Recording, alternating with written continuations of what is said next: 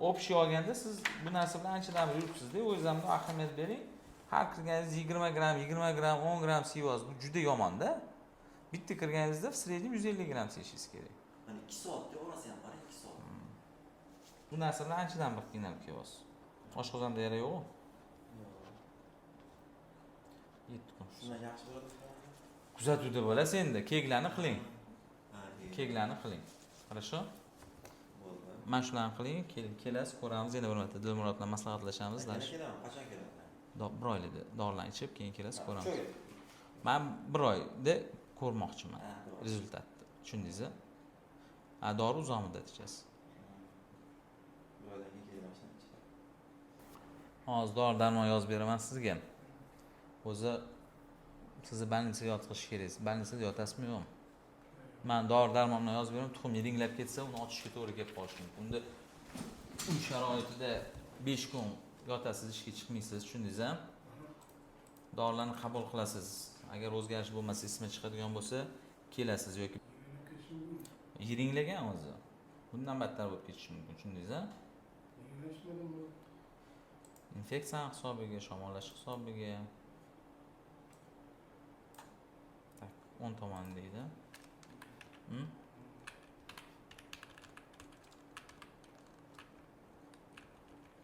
Qachon bo'ldi birinchi pristup?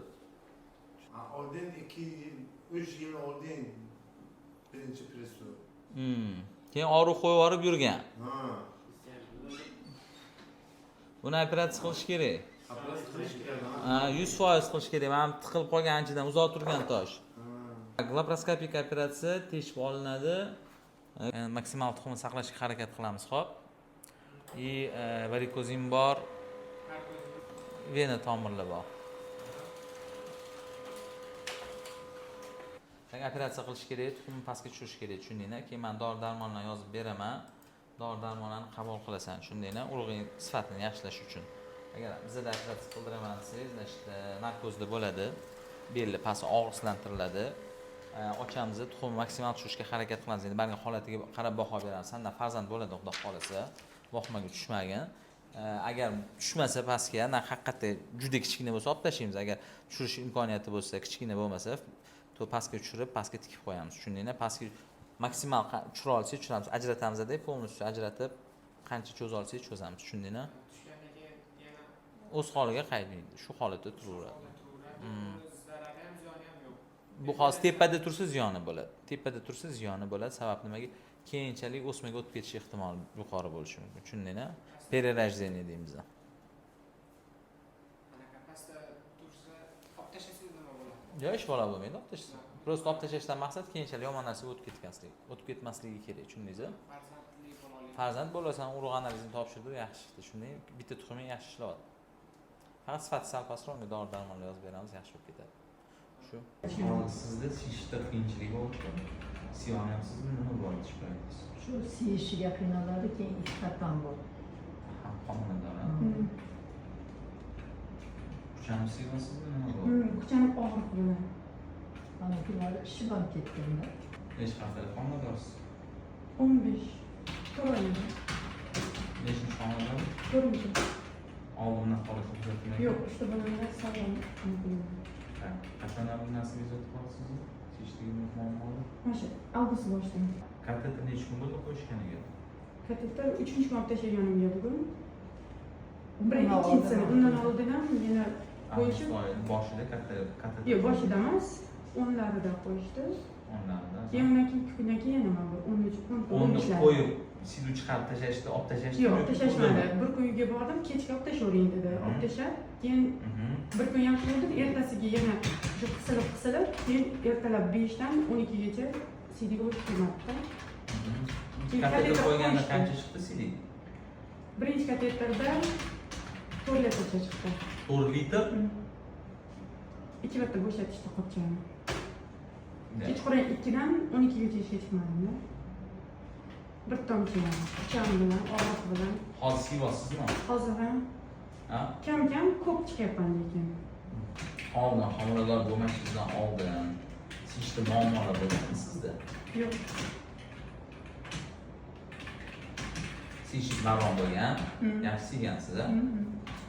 Şöyle koyalım. Hozir 15 hafta. Dori darmon yozib beraman, qabul qilasiz. Va faktu sizda straction muammoli narsa ko'rayotganim yo'q dedi. Holsilik ham yo'q. Nega yo'q nima?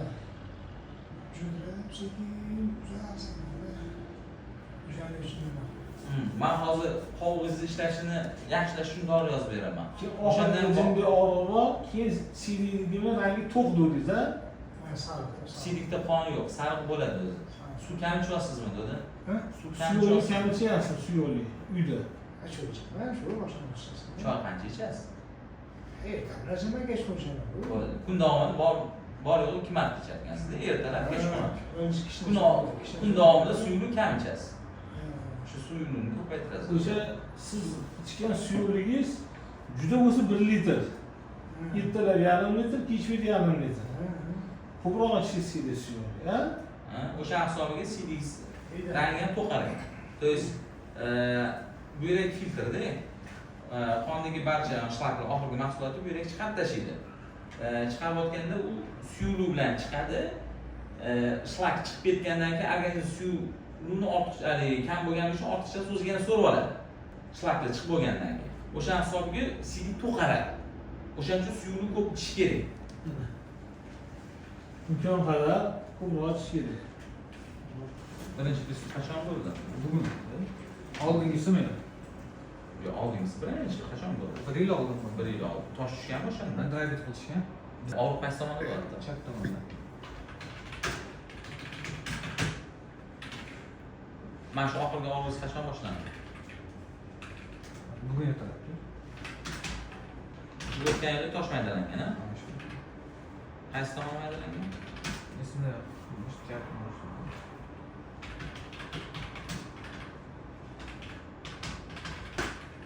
Operatsiya bo'lmagansiz boshqa? Yo'q. Varikoz bo'lgan. Qachon? Yildan oshdi. Toshingiz tushganda tarkibini tekshirib turganmisiz? Tekshirtirganmiz. Nima chiqqan? Shu go'shtli mahsulotidan chiqqan. Nima chiqdi? Уратный циклni образование degan. To'g'rimi? Shunaqa degan yo'q. Tak, varikatsiyadan chap tomonlarga, ikkala tomondan. Tamam.